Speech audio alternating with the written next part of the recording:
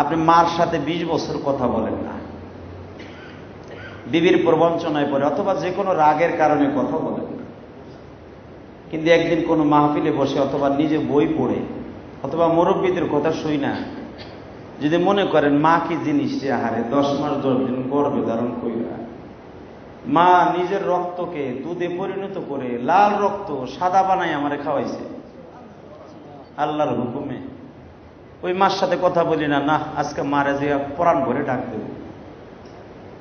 বাজান রে, রাত 12টাও যদি বাজে, দরজার কাছে যায় যদি বলেন মা আমার জনম দুঃখিনী মা, মা বলার সাথে সাথে যদি মা দরজাটা টান দিয়া খুলিয়া বুকের মধ্যে চাইবা ধরে গো বাবা, আমার আল্লাহ বলেন বান্দারে আমি তো তোর মায়ের চাইতে বেশি দরদি, আমি তোর বাবার চাইতে দরদি, আমারে যদি একবার ডাক দিবি বিপদে পড়িয়া বান্দা, আল্লাহু আকবার বলেন, বিপদে পড়িয়া বান্দা ডাকবি আমাকে, বুকের মধ্যে চেপে ধরে মাফ করিব, ঠিক না বেটি? কারণ আমার আল্লাহ তো মায়ের চাইতে দরদি, বাবার চাইতে দরদি, ঠিক না বাজান? যুবক ভাই রে, কিয়ামতের মাঠে মায়েও কাজ হইব না, বাপেও কাম হইব না, আমার আল্লাহ আপনার বুকের মধ্যে চাইপে ধরে ডাইন হাতের তালুতে করে আপনার মাফ করে দিবেন। কোরআন শরীফে বলেন, এটা কিন্তু আমার বানানো কথা না, আল্লাহ বলেন يوم يفر المرء من أخيه وأمه وأبيه وصاحبته وبنيه لكل امرئ منهم يومئذ شأن يغنيه। বান্দারে, দুনিয়ায় মা বাবার পিছনে পড়ে সন্তানের পিছনে পড়ে সব শেষ করে দিলি, তোর পাশের দোকানদার মাগরিবের নামাজটা পড়তে যায়, তুই দোকানদারি বেশি করবি বিদায় আমি মাওলারে ভুলিয়া গেলি, দোকানে বসে রইলি। তুই কি জানোস না আমি 24টা ঘন্টার মধ্যে মাত্র 17 রেকাত নামাজ তোর জন্য ফরজ করেছিলাম, এই 17 রেকাত নামাজও তুই ভুলে গেলি, আমি আল্লাহ তোরে এমন একদিন ভুলে যাব যেদিন তোরে কেউ উপকার করবে না। ইয়াউমা লা ইয়ানফাউ মালুন ওয়ালা বানুন ইল্লা মান আতাল্লাহা বিকলবিন সালিম। এমন একদিন আসবে যে তোর মায়ও কাজ হবে না, বাবাও কাজ হবে না, তোর সন্তানও কাজ হবে না, কোনো ফ্যাক্টরিতে কাজ হবে না, কোনো কর্মচারীতে কাজ হবে না, সেদিন একমাত্র কাজ করব আমি আল্লাহ। কে করবে? জোরে কোন?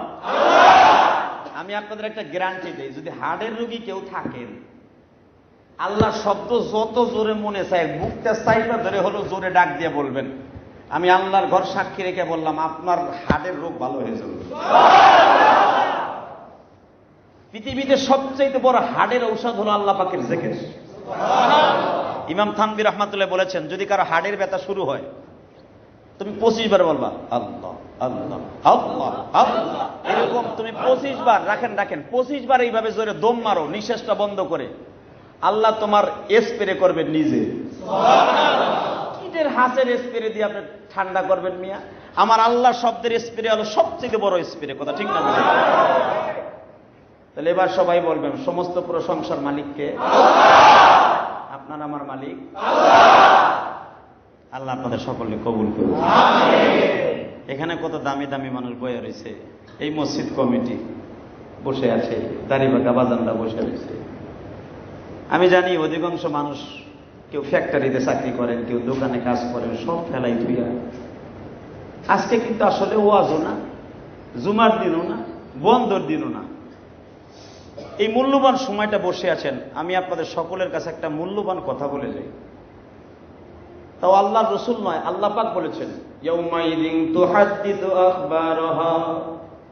বান্দারে, যেই জমিনে বসে আমি আল্লাহর কোরআনের আলোচনা শুনছিলাম, আমি আল্লাহ চেয়ে চেয়ে দেখছিলাম, আমি ওই জমিন থেকেই তোরে মাফ করে দিলাম। আল্লাহ যদি মাফ করে দেয় অসুবিধা আছে? কার অসুবিধা আছে? আলহামদুলিল্লাহ বলেন। বাজান, আমি আপনাদের সম্মুখে কোরআন শরীফের থেকে দুইটা আয়াত তেলাওয়াত করছি। কারণ হাফেজ সাহেব হুজুর বলছেন, মুয়াজ্জিন সাহেব বলছেন, ইমাম সাহেব বলছেন তাফসীরুল কোরআন মাহফিল হইল। আসলে তাফসীর করার যোগ্যতা তো আমার নাই। কিসের তাফসীর করব? পৃথিবীর বিশ্ব মানবতার শান্তির দূত শারে ইসলাম, যাকে শরিয়াত প্রণেতা বলা হইতো, যার মতো মুফাসসির পৃথিবীতে আজও পর্যন্ত জন্ম নেয় নাই, সে হলো আব্দুল্লাহ ইবনে আব্বাস রাদিয়াল্লাহু তাআলা। সেই আব্দুল্লাহ ইবনে আব্বাস বলেন, পৃথিবীর সবচেয়ে বড় তাফসীরকারী যিনি, নবী মুহাম্মদুর সাল্লাল্লাহু আলাইহি সাল্লাম, যিনি কোনোদিন তাফসীর করে শেষ করতে পারে না। আর আমি আব্দুল্লাহ ইবনে আব্বাস কি করব? যে আব্দুল্লাহ ইবনে আব্বাস আমার নবীর নিজের বুকের মধ্যে থেকে দোয়া পাইছিল। যে আব্দুল্লাহ ইবনে আব্বাস আমার নবীর তার জানের চাইতে বেশি ভালোবাসতেন। বাবাজান, উহুদের মাঠে আব্দুল্লাহ ইবনে আব্বাস বেশি বড় না, ছোট। উহুদের মাঠে ছোট ছোট সাহাবীদেরকে নেওয়া হয় নাই, কারণ এরা ডাল সরকে ধরতে পারবে না। যদি মনটা চায় এখন মার কথা বাবার কথা মনে করে 2 ফোঁটা চোখের পানি বরাদ্দ করেন, কে বলছে আপনার গুনাহ মাফ হইব না? আল্লাহর ঘর সাক্ষী, এই মসজিদের ওয়াল সাক্ষী, এই জমিন সাক্ষী। যদি আপনার চোখে পানি দেখে আল্লাহর কুদরতি রুমাল দিয়ে ঠিকই আল্লাহ মুছাই দেবে। পৃথিবীতে আপনার মধ্যে দুঃখী কেউ নাই, কারণ এই পৃথিবীতে যার মা নাই ওর মতো হতভাগা কেউ নেই। এই পৃথিবীতে যাদের বাপ নাই ওর মতো কপাল পোড়া দুনিয়ায় কেউ নেই। বাবাজান, পৃথিবীতে সবচেয়ে বড় সম্পদ হলো মা বাবা। এর চেয়ে বড় সম্পদ পৃথিবীতে কেউ নেই। যেটা আমার নবীর কথা, আমি বলি নাই। হুমা জান্নাতুকা ওয়া নারুকা। নবী বলেছেন, আমি তোমাদের জান্নাত না, তোমাদের জান্নাত হলো তোমার মা বাবা।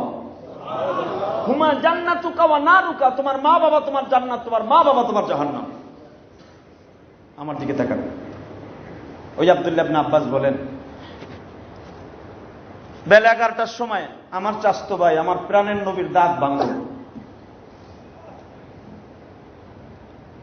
11:30টার সময় খবর আসলো কুতিলা মুহাম্মদ সাল্লাল্লাহু আলাইহি সাল্লাম। মুহাম্মদ দুনিয়ায় নাই।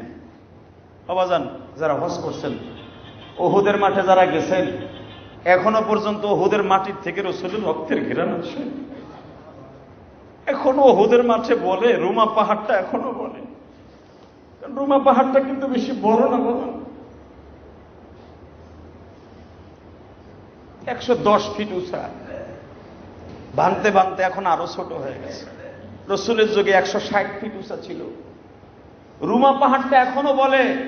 ইমাম বুখারী রাহমাতুল্লাহ বলেন, আমি যতবার হজ করেছি আমি দেখেছি রুমা পাহাড়টা বারবার বলতেছে, এ হাজী, এই যে সেই জমিন যার গায়ে মশা মাছি পড়া পর্যন্ত হারাম ছিল, যার গায়ে মশা পড়লে কামড় দিত না, চুমা দিয়ে চলে যেত, যার খাবারের ভিতরে জীবনে মাছি বসে নাই, যার খাবারের মধ্যে কোনোদিন শয়তান আসর করে নাই, ওই নবী কিন্তু 1-2 কেজি না, কয়েকশো পাউন্ড রক্ত এখানে রেখে গেছে।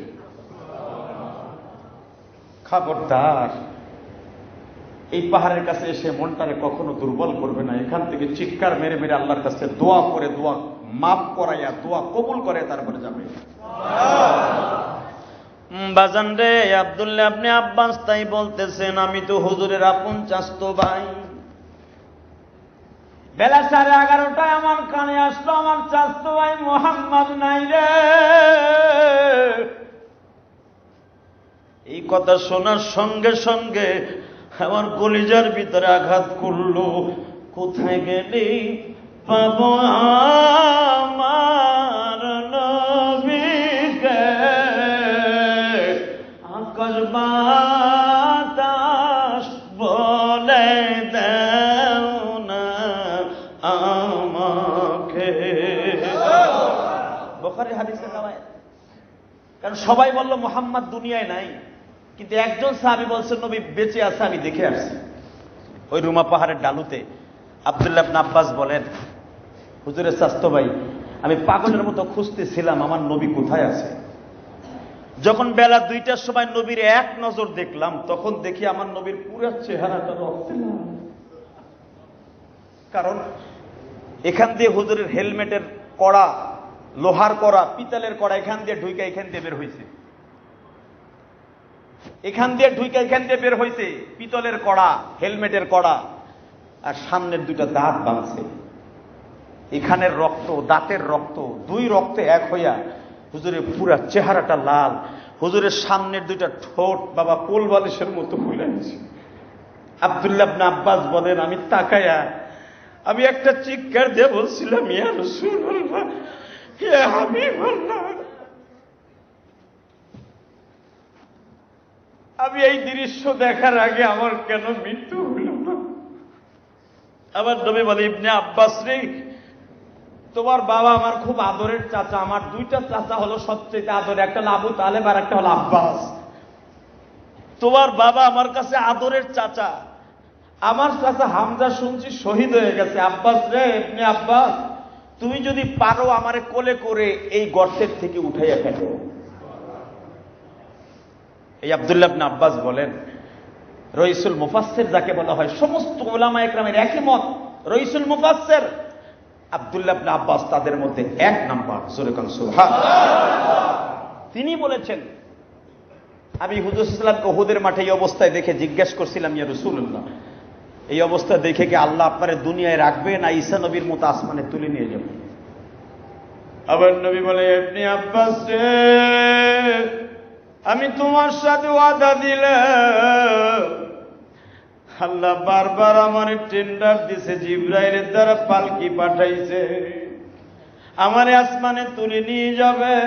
দুনিয়ার সব ফেরেশতারা কাঁদতেছে, আসমানের ফেরেশতা কাঁদে, আমারে আসমানে তুলে নিয়ে যাবে। আমি বলছি, আল্লাহ, এই জমিনে আমি থাকবো, এই জমিনের নিচে আমি যাব। কেন যাব জানুনি? আমার উম্মতগুলো যখন এই মাঠে আসবে, অথবা আমার কথাগুলি তারা তাফসিরে বসে বসে শুনবে, আমি নবীর কথা শুনে চোখ দিয়ে লেবুর রসের মতো পানিগুলা পড়বে, আমি নবীর কাছে তার চোখের পানি রওজায় জমা হয়ে যাবে। আমি সেখানে বসে বলবো, আল্লাহ মাফ করিয়া দাও গো তুমি। এই বাজান আল্লাহু আকবার বলেন, মাফ করিয়া দাও গো তুমি আমার উম্মতকে, তুমি মাফ না করলে মওলা মাফ করবে কে? ইবনে আব্বাস রে, এই জমিনে তারা আসবে, প্রাণ ভরে আমি নবীর জন্য দোয়া করে যাবে, আর ইসলামের ভালোবাসা এখান থেকে নিয়ে যার যার দেশে ফিরে যাবে। জোরে করে সুবহানাল্লাহ। বাবাজান, লক্ষ লক্ষ হাজি এখন রসুলের তাইফে যায় আর কাঁদতে। বাবা, আজকে আমার এই মিরপুরের এক ভক্ত আমার পিছনে তাফসীর শুনছে, নামাজ পড়ছে, উহুদের মাঠে যায় আমার রিং দিয়েছে, হুজুর হুজুর এই মাঠের মধ্যে কি আছে হুজুর? খালি আপনার মুখে শুনছিলাম কলোয়া পাড়া মসজিদে, কিন্তু হুজুর প্র্যাকটিক্যাল উহুদে আইসে দেখতাছি প্রত্যেকটা মানুষের চোখে পানি। হুজুর এই উহুদের মধ্যে কি আছে? আমি তখন কেঁদে দিয়ে বলছিলাম, হাজিরে, এই উহুদের মাটি আমার নবীর সবচাইতে কষ্টের বড় জায়গা। এই উহুদের মাঠে আসার পরে আমার নবী আর জীবনে হাড্ডি চাবাই খাইতে পারে। মানুষের বুড়া হইয়া দাঁত পড়া আর কাঁচা দাঁত ভাঙা এক না বাবা। এই মারি দিয়া কোনোদিন আমার নবীর শক্ত হাড্ডি আর চাবাই খাইতে পারে না। আসুন এই পবিত্র সময়ে আল্লাহ পাকের একবার শুকরিয়া আদায় করি। সবাই রাজি আছেন না? নাই দেখি বলেন তো দেখি। আলহামদুলিল্লাহ। খুশি আছেন না? আমার তাফসীরের সিস্টেম কি জানেন? আগে দিলটাকে নরম করি। সব জায়গায় আমার সব ওয়াজের আমার নিয়ম হলো 5-10 মিনিটের ভিতরে আল্লাহর বান্দাদের দিলটাকে নরম করি। জমিন যত নরম হবে ওখানে ধান রোপণ করলে তাড়াতাড়ি শুভ হবে। আর বান্দার সবচেয়ে দিল নরম না হলেও ওই দিলের মধ্যে আল্লাহর প্রেমের গাছ লাগতে পারে না। কথা ঠিক না বেঠিক?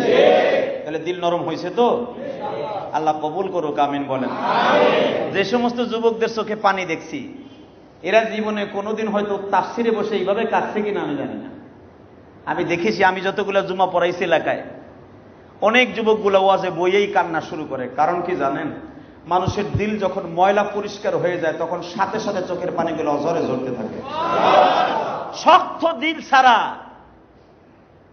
তার চোখ দিয়ে পানি আসবে না, এটা হইতেই পারে না। আমি আপনাদের সম্মুখে দুইটা আয়াত তেলাওয়াত করছি। একটা আয়াত তেলাওয়াত করছি ইব্রাহিম নবীর সামনে, আলহামদুলিল্লাহ বলেন। ইব্রাহিম আলাইহিস সালাম 40 দিন আগুনের মধ্যে রইলেন, জান্নাতের বিভিন্ন প্রকার ফল খাইলেন, আলহামদুলিল্লাহ বলেন। নমরুদের মায়া উসাইলা ওই পাঁচতলার উপরে বইয়ে দেখতেছে, পাহাড়ের চূড়ার উপরে বইয়ে দেখতেছে যে একটা মানুষ একাধারে 1 মাস পর্যন্ত আগুন জ্বালায়া দামি দামি কাঠ দিয়া, এরপরে লোকটারে আগুনের ভিতরে ফেললো চরক গাছের দ্বারা। সেই চরক গাছও পুড়ে গেছে, রশিও পড়ছে, সব পড়ছে। কিন্তু লোকটা যে আগুনের মাঝখানে, গর্তের মাঝখানে স্বর্ণের চেয়ারে বসে আঙ্গুর ফল খাইতেছে, এই লোকটাকে না।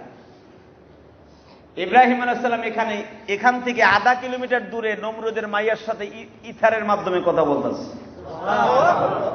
ইব্রাহিম আলাইহিস সালাম হাতের আঙ্গুল দিয়ে বলতেছে, কোরআন শরীফের আলোচনা ভাইবের নামে বানাই বলতেছি, সূরা সফ। ইব্রাহিম আলাইহিস সালাম আঙ্গুল দিয়া নমরুদের মেয়ের সাথে কথা বলতেছে আধা কিলোমিটার দূরে। কি বলে? কুল্লা ইয়া নারু কুনি বারদাও ওয়া সালাম ওয়া সালামান আলা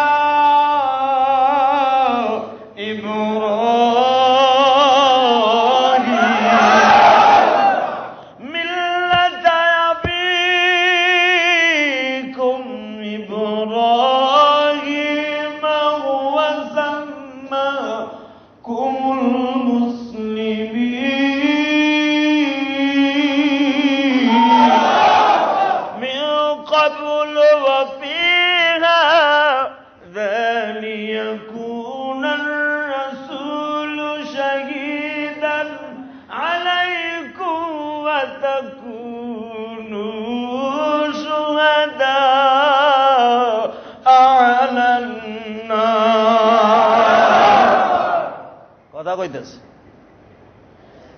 বাজার নমরুদের মেয়ে ওখান থেকে একটা দৌড় দিছে, বাবা গো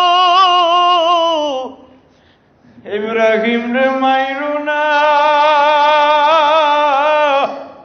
এই লোকটারে দুনিয়ার কোন মানুষ মারতে পারবে না।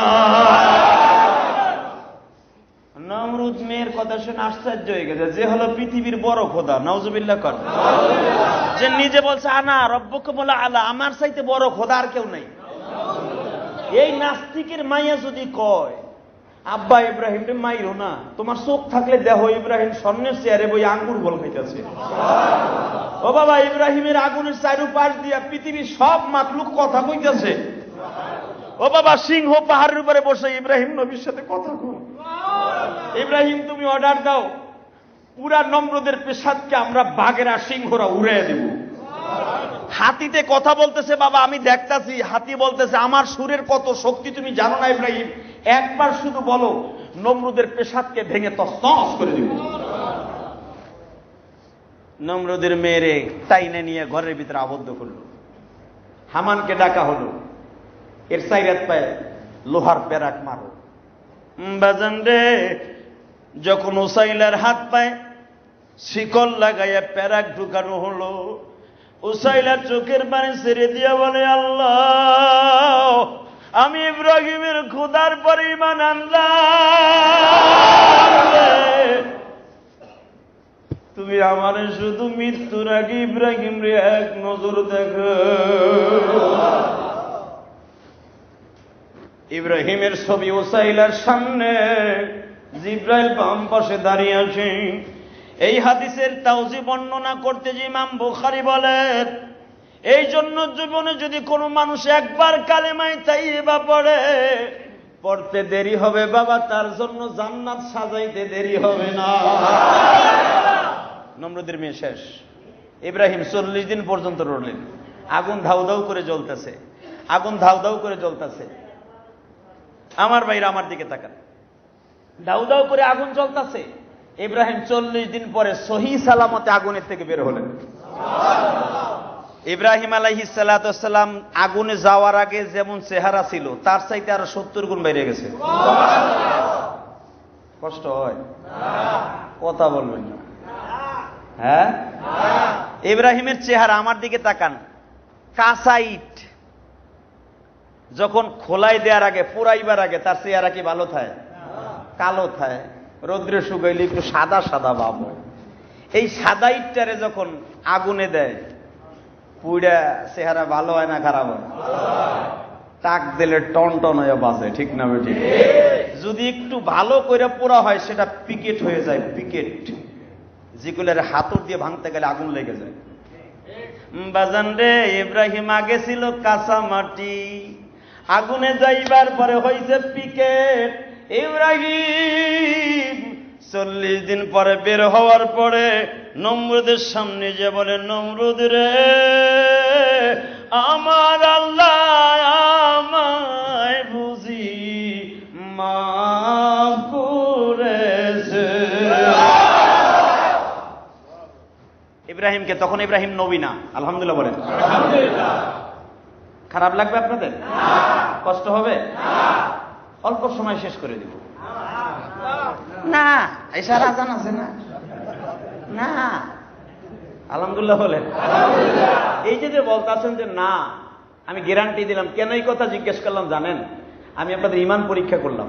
আবার রসুল মাঝে মাঝে ওয়াজ করতে যে বলতেন, ও সাহাবীরা আপনারা কি ঘুমাই গেছেন গা? কিন্তু সাহাবীরা চায়ের এসে হুজুরের দিকে, সবাই জানে আমার নবী যখন কথা বলতেন সাহাবীরা এমন ভাবে রসুলের দিক তাকায় থাকতেন, পাখি তাদের মাথার উপরে বইয়া। কারণ হুজুর ওয়াজ করতেন তো খোলা মাঠে, এইরকম মসজিদে না, খোলা মাঠে ওয়াজ করতেন। তখন মসজিদে নববী ছিল ছোট্ট, সাহাবীরা বসতে বসতে যাইতো গা বাগানের মধ্যে। তো যখন বাগানের মধ্যে সাহাবীরা বসে ওয়াজ শুনতো, পাখি তার মাথার টুপির উপরে খেজুলে বই আরামসে খাইয়ে যাইত। সে খবরও জানতো। সুবহানাল্লাহ বলে বুঝেন তাহলে কত ধ্যানমগ্ন দিয়ে আমার নবীর কথা শুনতেন। আর আমি তো সল্টু আলেম, এর লেগে আপনি আমার দিকে একবার তাকাবেন, এ দিক এক না তাকাবেন ও দিক, আর একবার চিন্তা করবেন, হায় রে আমার কাস্টমার ছুটে যায় রে। অতএব এই জন্য দিলের মধ্যে ঢুকবে না, সব চিন্তা ভাবনা বাদ দেন। আমি গ্যারান্টি দিলাম, এই মসজিদ যদি কবুল হয়, আমল যদি কবুল হয়, কালকে কবরে যাবেন, কবরটা বেহেশতের বাগান হয়ে যাবে। ঠিকঠাক আছেন তো? আলহামদুলিল্লাহ বলেন। ইব্রাহিম 40 দিন আগুনে পুড়ে, এখন কি সে পিকেট হয়েছে না কাঁচা হয়েছে? তখনও কিন্তু সে নবী না। ইব্রাহিমের পরীক্ষার 7 নাম্বার পরীক্ষা চলতেছে। সুবহানাল্লাহ বলেন। 17টা পরীক্ষার মধ্যে 7 নাম্বার পরীক্ষা, আগুন থেকে বের হলেন। 8 নাম্বার পরীক্ষা শুরু হবে। মারহাবা কোন? নমরুদের সামনে যে বলে, আমি ঠিকঠাক আছি তো নমরুদা? নমরুদ কয়, শোন, আমার তোর সাথে আর কোনো বাধা বিঘ্ন নেই, তোরে আমি ছেড়ে দিলাম, তুই চলে যা। ইব্রাহিম আলাইহিস সালাম তখন নবী না, ওহী আসে না, তখন এলকা আসতেছে, এলহাম। এলহাম বলা হয় আওয়াজ, গাইবে আওয়াজ। নবী হওয়ার আগে কোনোদিন জিবরাইল তার কাছে ওহী নিয়ে আসে নাই, আওয়াজ দিছে। ইব্রাহিম আলাইহিস সালামকে বলা হচ্ছে, ইব্রাহিম তুমি চলে যাও শাম দেশে। কোথায় চলে যাও? পৃথিবীর শ্রেষ্ঠ জায়গা, শস্য শ্যামলা জায়গা, যেটার নাম হলো সিরিয়া, শাম দেশ। এর চাইতে দামি শস্য শ্যামলা কোনো দেশে নাই। সুবহানাল্লাহ বলেন। পৃথিবীর সব নবী অবস্থান করছে সিরিয়ায়। আমার দিকে তাকান, চোখটাকে আমার দিকে লাগাবেন, দিলটা সরাসরি এখন আল্লাহর দিকে লাগাবেন। অবজান আমার দিকে তাকান। ইব্রাহিম আলাইহিস সালাম যখন নমরুদের সাথে কলার ধরাধরি হবে, এমন রাগ চেয়েছে, ইব্রাহিম যখন রাগ চেতে গেছে, আল্লাহ বলে, ইব্রাহিম খামোশ, কলার ধরার টাইম আসে নাই, আরো সময় বাকি আছে, তুমি শক্তিশালী হয়ে নাও। সুবহানাল্লাহ। আল্লাহ কি বলে শোনেন, ওয়াকালা ইন্নী যাহিবুন ইলা রাব্বি সায়াহদিন। আল্লাহ বলেন, ইব্রাহিম, কলা, কলার কায়েল আমার আল্লাহ। আল্লাহ বলতেছে, ইন্নী যাহিবুন ফিল আরদ, ইন্নী যাহিবুন ইলা রাব্বি সাইয়াহদিন। ও আল্লাহ, তুমি যখন আমার এখান থেকে আরেক দিকে যাইতে কইছো, ঠিক আছে, আমি তোমার হুকুমে বাধা বিঘ্ন ছাড়া আমি রওনা দিলাম। ইব্রাহিম আলাইহিস সালাম রওনা দিলেন, সাথে আরেকজন নবী নিলেন। ইব্রাহিম আলাইহিস সালামের বাইকনা, নাম তার লূত নবী। কি নাম? লূত নবী। সেও নবী হবে, কিন্তু নমরুদে জানতো না যে নবী হবে। ইব্রাহিম আলাইহিস সালামের বাইকনা লূত আলাইহিস সালামকে সঙ্গে লইয়া ইব্রাহিম রওনা দিলেন। যাইতেছে বাবা সিরিয়া মাদায়েন। যখন শাম দেশের, সিরিয়ার রাজধানী শামের মধ্যে পড়লেন, ইন্দিমিন টাইমে দেখে শহর থেকে প্রায় 32 কিলোমিটার দক্ষিণে একটা জেলার নাম হলো খাজানায় আওজা। কি নাম? জোরে কোন? আওজা। কি নাম? এখনো আছে। ইব্রাহিম আলাইহিস সালামের জীবনের প্রথম শ্বশুর বাড়ি। জাতির পিতার শ্বশুর বাড়ি বলতে ভাল লাগে না? আওজা শহর। যেরকম আপনাদের এই থানাটার নাম মিরপুর, তাই না? হ্যাঁ, কিন্তু রাজধানী কোথায়? ঢাকা। ঠিক শাম হলো জেলা, সিরিয়া শাম জেলা, কিন্তু একটা থানার নাম হলো আওজা।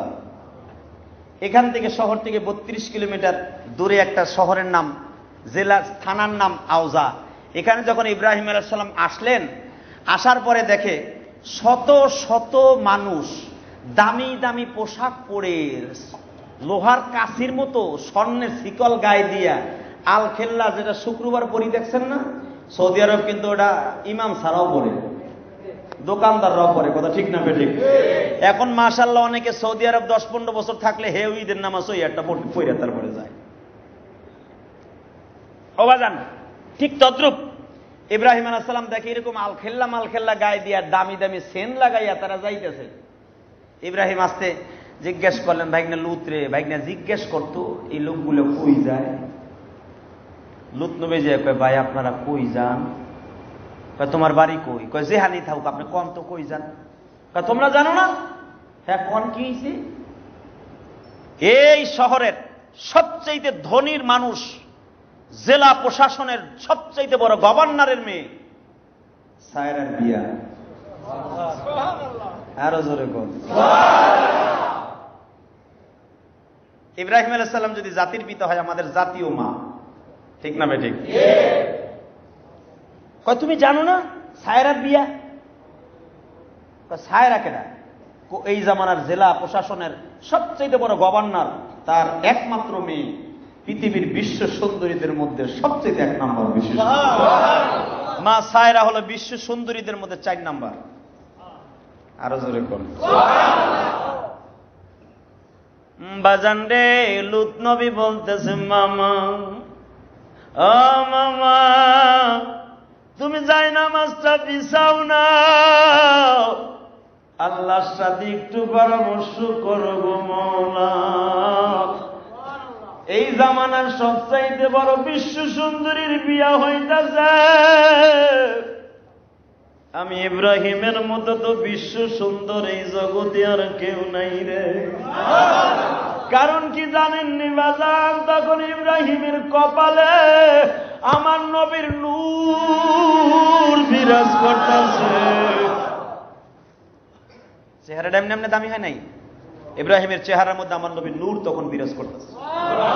ইব্রাহিমের মানুষ দেখলেই পাগল হয়ে যেত। অবাজান, আপনারা তো জানেন, এই নূর যখন আব্দুল্লাহর ভিতরে আসলো, তখন আব্দুল্লাহর জন্য, যেদিন আব্দুল্লাহর সাথে আমেনার বিয়ে হয়ে যায়, তখন মক্কা শহরে 13 জন মহিলা আত্মহত্যা করছে। আব্দুল্লাহর কাছে বিয়েও বসতে পারে না এই জন্য। কোন কোন রাওয়ায়াত আছে 100 মহিলা আত্মহত্যা করছে, আব্দুল্লাহর বউ হইতে পারলো না এই শোকে। আর একটু কাছে ঢুকাইয়া দেই, বাংলাদেশের চিত্র জগতের সালমান শাহ যিনি মারা গেলেন, এইটা মরে যাওয়ার পরে বাংলাদেশের অনন্ত 19টা মাইয়া মরছিল, মনে আছে? তখন আমি ছাত্র জীবন। একটা বদমাইশের লাগে যদি এত মানুষ মরতে পারে, পৃথিবীর শ্রেষ্ঠ সুন্দর, পৃথিবীর শ্রেষ্ঠ মানুষ, লাকাদ কানা লাকুম ফি রাসূলিল্লাহি উসওয়াতুন হাসানাতুন লিমান কানা ইয়ারজুল্লাহ ওয়া মা কানা লিমুমিনিন ওয়ালা মুমিনাতিন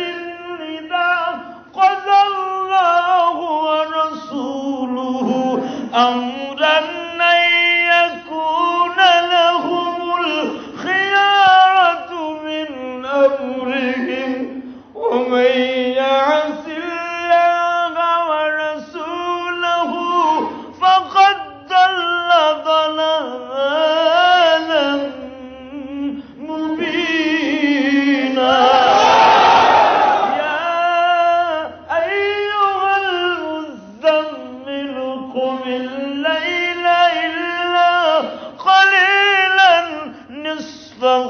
وانقص منه قليلا أو زد عليه ورتل القرآن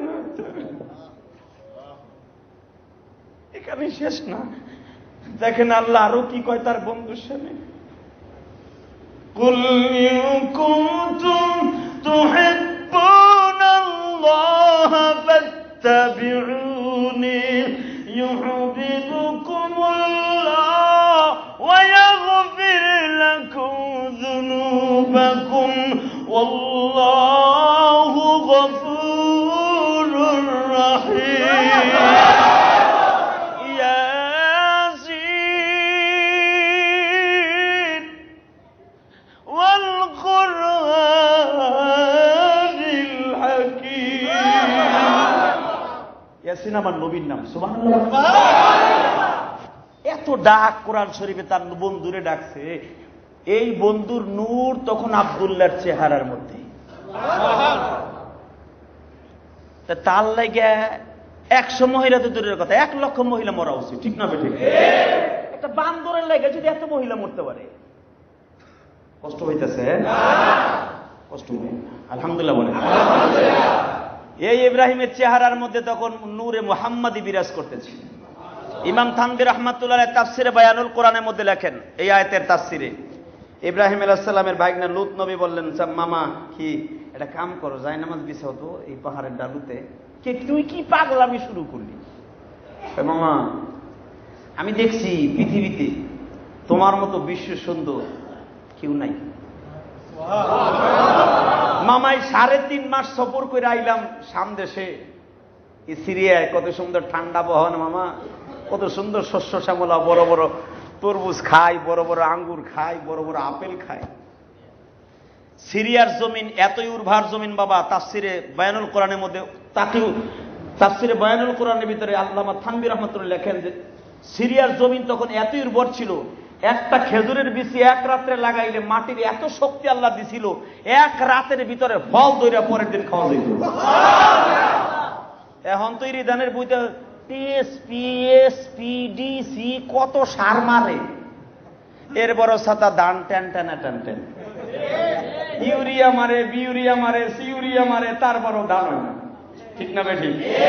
আরো বাজান আজ থেকে 30-40 বছর আগে খালি ধান বুনাই থুই আইতেন, হায় হায় রে, মাটির শক্তি এত পরিমাণ আল্লাহ দিছিল, খালি বুনাই থুই আসতেন, 1 মাস পরে ধান কালো হয়ে গেছে। এটা আল্লাহর খেলা, জমিন আরো বুড়ো হয়ে যাবে, এটা আল্লাহর কোরআনের কথা, এটা আপনার আমার কথা না, আলহামদুলিল্লাহ বলেন। সিরিয়ার জমিন এত উর্বর জমিন, ও না মামা এই যে কত সুন্দর জিনিস খাইতেছি, তোমার মতো দামি কোন চেহারার লোকই দেখি না, একটা কাম করো তুমি একটু সোজা হয়ে খাড়াও তো মামা দেখি। হ্যাঁ, ইব্রাহিম আলাইহিস সালাম সোজা হয়ে খাড়াইলেন। তাফসিরে নুরুল কোরআনের মধ্যে তাকি উসমানী লেখেন, খাড়ানোর পরে ইব্রাহিম আলাইহিস সালামের শীশালা প্রত্যেকটা নবীর হাতের মধ্যে কিন্তু আল্লাহ পাক সব চিরুনি ঢুকাই দিছে। বুখারীর হাদিস কইলে দেখেন, আমার নবী জীবনে চিরুনি দিয়ে মাথা আশ্রয় নাই, এমনি আশ্রানি হয়ে থাকতো, হাত দিয়ে খালি এমনি ডলা দিত, সব পরিষ্কার। নবী গোসল করলে উঠলে জীবনে কোনোদিন একটা চুল এলোমেলো হয় নাই। বাজান রে, ইব্রাহিম নবী যায় নামাজ বিছাইলেন, কি বলবো ভাই না মামা, তুমি আল্লাহরে বলো 7 দিন পর্যন্ত সায়রার জামাই দেখার জন্য যাইতেছে, 7 দিন পর্যন্ত খালি মহিলায় বলে কয় নো লাইক নো লাইক, পছন্দ হয় না। ও মামা, আমার মন বলতেছে তুমি গেলেই বুঝি মহিলার চয়েস হয়ে যাবে। ইব্রাহিম নবী কে তুই পাগল হয়েছে, শুনলাম 7 দিন পর্যন্ত মহিলা জামাই চয়েস করতেছে, আর আমি জামু, আমার কি কোনো আমার সম্পদ নাই, টাকা নাই, এন্টি পকেট, ভাড়াও নাই, আমি গেলে মহিলা বিয়ে করবো, আমার কয় মামা আমার মন কয় তুমি হের লগে একটু পরামর্শ টেলিফোনে কথা কও, বাকিটা আমি করতেছি। ওয়াজ করম যাইব না আপনাকে সুবহানাল্লাহ খারাপ লাগে? وقال إني ذاهب إلى ربي سيهدين। ইব্রাহিম যাইয়া এই ঘটনা ঘটতেছে, এই আয়াতের তাফসীর খুলে দেখেন না সূরা সফ। ইব্রাহিম নবী যায় নামাজ বিছায়া 2 রাকাত নামাজ পড়লেন। লূত নবী পিছনে 2 রাকাত নামাজ পড়ে এভাবে হাত তুলছে, আল্লাহ গো তোমার মতো বান্ধব নাই গো আল্লাহ জমিনে, বান্দারা আশা নৈরাশ কবু না করবে। আল্লাহ গো আমিও ভবিষ্যৎবাণী জানি, আমিও নবী হব, আমার মামাও নবী, আমার মনে বড় আশা, আমাদের এই সামদেশে কোনো মাথা গোজার ঠাই নেই গো, কোথায় থাকবো কোথায় খাবো, কে আমার মামার জামা ময়লা হলে ধুইয়া দিব, আমার একটা মামির দরকার গো। জীবনে কি চাই আমি জানি না গো, আমার জীবনে একটা জিনিস চাইলাম, আমার মামিকে মিলাইয়া দিবা, যেমন তেমন মামি দিলে আমি খুশি না, যেমন মামা সেমন মামি লাগবে, আমার মনের আশা পুরা কইরা আল্লাহ, তুমি আমার মনের আশা নৈরাশ কইরো না। আলহামদুলিল্লাহ। ইমাম তানভীর রাহমাতুল্লাহ তাফসিরে বায়ানুল কোরআন আমি আজকেও দেখতেছিলাম, কারণ আমার একটা সিস্টেম আছে, কলাপাড়ায় তো যেখানে তাফসির রাখছিলাম ওখান দিয়ে শুরু করছি, ঠিক না বেঠিক? ইব্রাহিম আলাইহিস সালামের আলোচনা কোরআন শরীফে আর মুসা নবীর আলোচনা সবচেয়ে বেশি। ইউসুফ নবীর আলোচনা তো একটা সূরার মধ্যে সীমাবদ্ধ, কিন্তু ইব্রাহিম নবীর আলোচনা এবং মুসা নবীর আলোচনা কোরআনে সবচেয়ে বেশি। আলহামদুলিল্লাহ বলুন। লূত নবী পিছনে দোয়া করে, ইব্রাহিম নবী কিছু কয় না, হে জানে যদি কবুল না হয়। বাজান রে, in the meantime Ibrahim নবী কয় তুই এত জোরে জোরে দোয়া করস, আমি একবার আমিন বললাম। আল্লাহ কয় ইব্রাহিম রে, আমার খেলা এই জগতে, আল্লাহু আকবার, আল্লাহর খেলা বোঝার সিস্টেম আছে। ইব্রাহিম নবী দোয়া করে, লূত নবী দোয়া করে, 2 নবীর দোয়া কি মিস হইতে পারে বাবা? ইমাম থানভী রাহমাতুল্লাহ লেখেন, ইব্রাহিম আলাইহিস সালাম তখন বিশ্ব সুন্দর, কারণ তার চেহারার ভিতরে বিশ্ব মানবতার শান্তির দূত, যারা না বানাইলে দুনিয়া কিছু বানাইতো না, ওই নবীর চেহারা তখন তার ভিতরে বিরাজ করতেছিল। পৃথিবীর বিশ্ব সুন্দর ইব্রাহিম নবী। মামার সীতা মিতা ভালো করে ঠিকঠাক করে দেখে, মামা ওই যে ঘোড়া যাইতেছে, চলো পিছনে ধরি, দেখি ওরা কই যায়। যাইতে যাইতে যাইতে বাজান খাজনায় মুখ আউজা, এই শহরের সবচাইতে বড় গভর্নরের দরজার কাছে যেয়ে দেখে দামি দামি বড় বড় চেয়ারম্যানের ছেলেরা, মন্ত্রীর ছেলেরা কাতার বন্দি হয়ে দাঁড়িয়ে আছে, দামি দামি চেয়ারের পরে বসে আছে, কত সুন্দর সুন্দর চেহারা। ইব্রাহিম নবী লূত নবীরে কয় ভাইগনা আর দূরে ভিতরে যাইস না, ওখানে আমাদের চান্স নাই, আমাদের জামা বেশি সুন্দর না, আমার মাথায় পাগড়ি গো ভাইগনা, তোর মাথায় পাগড়ি, পাগড়ি দেখলে হয়তো লাইক করবে না, সুন্দর করে এখানে দাঁড়ায় থাক, দেখি বিবাহের অনুষ্ঠানটা কোন পদ্ধতিতে হয়। লূত নবী কয় মামা তুমি এত নিজের ছোট মনে করো কেন মামা, আমি রাজ দরবার ঘুরে এসে দেখলাম তোমার কেনি আঙ্গুলের যেই চেহারা মামা, একটা বাদশাহের পোলার চেহারার মধ্যে নয়। মামা গো মামা, ভাইগনা যেখানে আল্লাহ আছে সেখানে, মামা ভাইগনা যেখানে আল্লাহ আছে সেখানে। একে মনে হয় ভাইগনা নাই, মামা তো আছে। আলহামদুলিল্লাহ।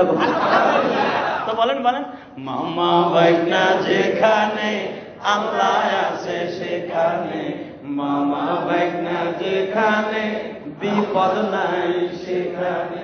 এখন মামা ভাইগনা যেখানে জায়গা জমি নিয়ে কিলাকিলি লাগে সেখানে, ঠিক না বেঠিক? ভাইগনারে জনমের ঠগান মামায় ঠগায়, কথা ঠিক না বেঠিক? বোনের সম্পদ ভাই মাইরা হারে হজে যায়, আরে তোমার হজ ও আরব সাগর পাড়ি দিয়ে এইভাবে আইবুন, এই বাসায় ওইভাবেই থাকবে, কথা ঠিক না বেঠিক?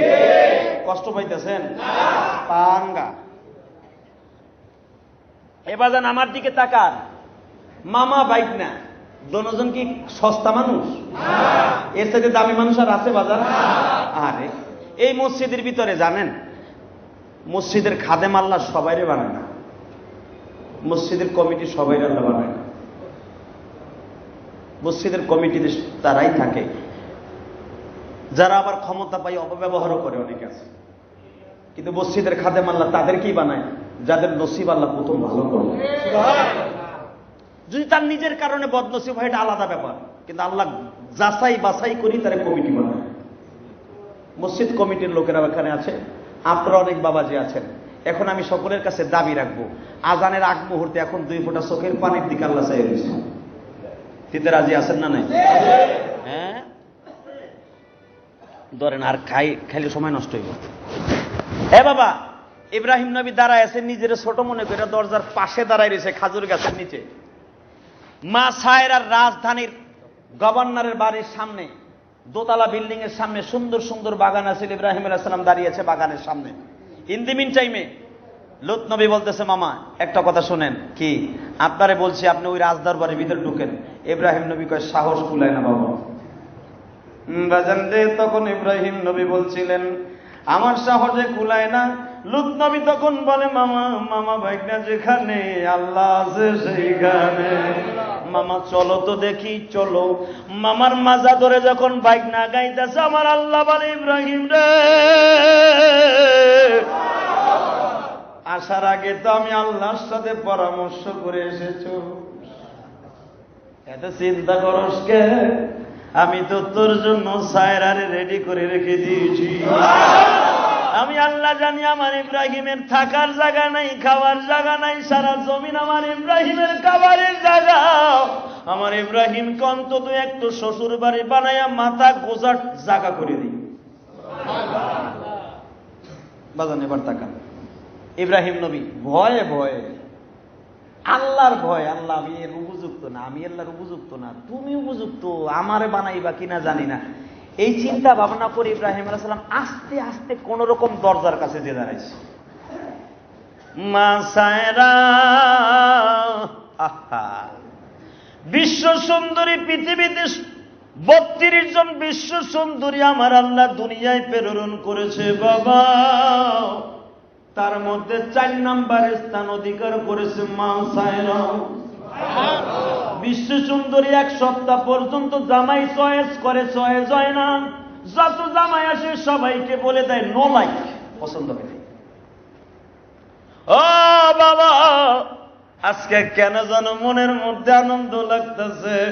মা সায়রার 12 জন বান্ধবী ছিল, দাসী ছিল, তারা সায়রাকে বলে, আপা আজকে যদি জামাই চয়েস না হয়, কারণ এতদিন আসছে বড় লোকের পোলারা, পরের দিন আসছে চেয়ারম্যানের পোলারা, পরের দিন আসছে ডিসিএসপির পোলারা, তারপরের দিন আসছে আপা এমপির পোলারা, আজকে তারপরের দিন আসছে মন্ত্রীর পোলারা, আজকে আসছে প্রেসিডেন্টের পোলারা।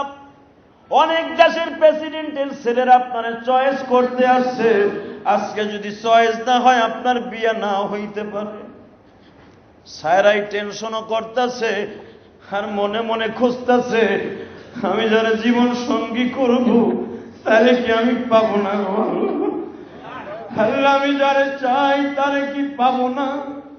সায়রা বাজান খুব আনন্দ লাগতেছে, মনে মনে কে যেন বলতেছে, সায়রা রে আজকে দামি শাড়ি পরিয়া না, আজকে দামি সুন্দর সুন্দর পোশাক পরিয়া নাও, বাবার রাজমুকুটটা মাথায় দিয়ে লও, আজকে তোমার প্রিয় বান্ধব তোমার দরজায় হাজির। কেমন যেন মনের মধ্যে আনন্দ লাগতেছে। বান্ধবীদেরকে সায়রা নিজেই বলতেছে, বান্ধবীরা রে আমার দামি সেটটা পড়াইয়া দে, দামি জামা গায়ে দেয়া দে, আমার বাবার রাজমুকুট মাথায় দিয়া দে। আমার মনে কেমন যেন বলতেছে আমার বন্ধু আজকে আমার দরজায় হাজির হয়ে গেছে। সুন্দর করে আমার মেকআপিং করে দে, কারণ আমি তারে চয়েস করব। যদি সে আমারে বলে দেয় নো লাইক, আজকে মনে হয় আমি তার কাছে নো লাইক হয়ে যাব। এই 6 দিন তো আমি বলছি নো লাইক, কিন্তু আজকে যদি আমারে সে বলে দেয় নো লাইক। বান্ধবীরা বলে, ও রাজকন্যা আপনি জানেননি আপনার চেহারা কত সুন্দর, জান্নাতের হুরপরির কথা শুনেছি, দুনিয়ায় যদি হুরপরির প্রতিযোগিতা হয় আপনি হয়ে যাবেন 1 নাম্বার। আপনার আবার কে কইব হয়ে যায় নাই? সায়রা বলে, দেখো তোমরা যেটা ভাবতেছে সেটা নয়, আমার মন বলতেছে সেই আমার নোলাই কইব। বাজান রে সকাল থেকে শুধু সাজতাছে। লুত নবী মামার ঘাড়ের উপর দিয়ে উঙ্গি দিয়া বলে, মামা এখন শুনছি রাজকন্যা নামবে, তুমি একটু সোজা হয়ে খাড়াও।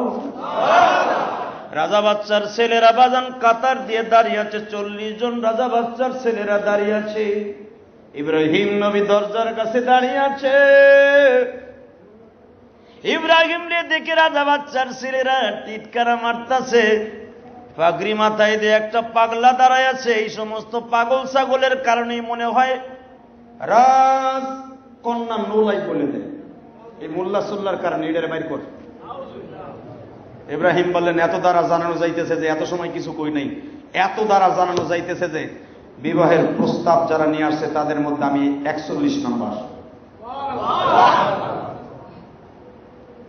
সব 40 জন রাজা বাদশার পোলা রাখে, ওই বেটায় ওই অত বড় জুব্বা গায়ে দিয়ে বিয়ে করতেছে। হ্যাঁ, এই বেটা বিয়ে করবার আইছে, এই বেটা বিয়ে করবার আইছে। সবাই তার দিকে তাকায় আছে। একজন কয়, ওই বেটা তোরা তো হিতা মিতা কাইটা মাইটাইছর, কিন্তু বেটায় কোনো কোচিং করে নাই। বড় একটা জুব্বা গাইতেছে, মাথায় একটা দুরা সাপের মতো একটা কাপড় পেঁচেছে। দেখতো বেটার চেহারা কি, পূর্ণিমার চাঁদ মনে হয় তার চেহারার ভিতরে নাই। কি টিটকারা করল বেটা, আমার তো মন কয় ওইটারই চয়েস করবো না। বাজান রে রানীর দিকে না তাকাইয়া কোন সবাই ইব্রাহিম নবীর চেহারার দিকে তাকিয়ে আছে। লুত নবী মামার পিছনে জামা ধরে টান দিয়ে কয়, মামা যারা মেয়ে চয়েস করতে আসছে তারাই দি তোমারে চয়েস করে। মন বলতেছে মামা খামে লাইগা যাবে। মামা সোজা হইয়া খাড়াও, এখন কিন্তু রাজকন্যা নামতেছে। ইব্রাহিম নবী নামাজের সূরাতে বাজান আল্লাহর দিকে তাকাইয়া বলে, ইন্নী ওয়াজ্জাহতু ওয়াজহিয়া লিল্লাযী ফাতারাস সামাওয়াতি ওয়াল আরদা হানিফান ওয়া মা আনা মিনাল মুশরিকিন।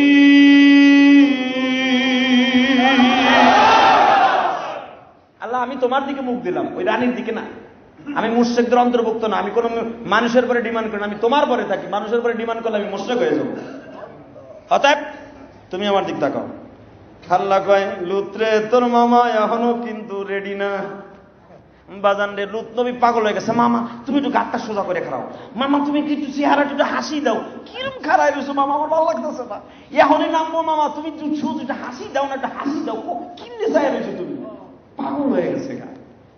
বাজান রে আমার আল্লাহ কয়, জিবরাইল রে দেখ দোনোজনই তো নবী, এক নবী আর এক নবীর কত দাম দেয় রে।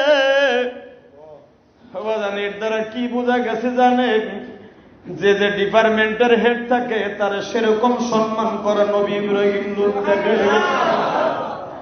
ইব্রাহিম নবীর দাম বেশি লুত নবী জানে, এই জন্য কত সম্মান করে। দেখেন জামাটা টান করে দেয়, হাতাটা টান করে দেয়, চুলগুলো সুন্দর করে দেয়। মামা সুন্দর করে দাঁড়ান গো মামা, এখন কিন্তু রাজকন্যা নামবে। মা সায়রা যখন উপরের থেকে বাজান প্রথম কদম দিছে, আল্লাহু আকবার জোরে বলে, আনন্দ লাগে না? হ্যাঁ মার বিয়ে হইতাছে মিয়া, আলহামদুলিল্লাহ বল। কিয়ামতের মাঠে আমরা 60 জন মার বিয়ে খাম। কয়টা? জোরে কন, আরো জোরে। জোর হলো না, আরো জোরে। 60 জন মার বিয়ে খামু, মার বরযাত্রী যামু, নামগুলা বলে দেই। আমার নবীর সাথে 4টা মেয়ের বিয়ে হইল। বিয়ের ঘটক থাকবে স্বয়ং আমার আল্লাহ, বিয়ে পড়াবে স্বয়ং আল্লাহ। বিয়ের বরযাত্রী 1,24,000 পয়গম্বর এবং তার সাথে আমরা। নবীর বিয়ে যাইতে রাজি আছেন না নাই? হাত জাগাইতে কই নেই, আপনারা জাখান কে?